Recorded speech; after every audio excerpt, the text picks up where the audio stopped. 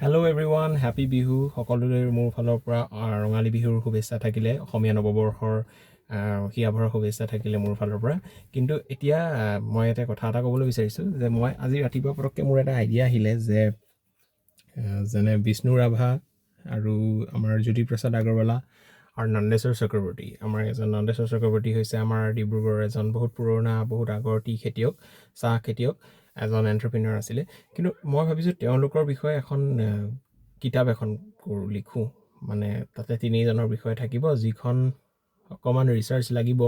মানে মোৰ আচলতে তিনিলোকৰ বিষয়ে তিনিজন মানুহৰ বিষয়ে পঢ়িবলৈ এটা ইচ্ছা আছিল, কিন্তু তেনেকুৱা ধৰণৰ মই ৰিচোৰ্চেছ পোৱা নাই। তো মই ভাবিছোঁ এখন তেনেকুৱা কিবা এখন উলিয়াওঁ যাতে তিনিজনৰ বিষয়ে মানে ইনফৰমেশ্যনছখিনি মই যিমান পাৰোঁ কালেক্ট কৰি যাতে ভৰাবলৈ চেষ্টা কৰিম।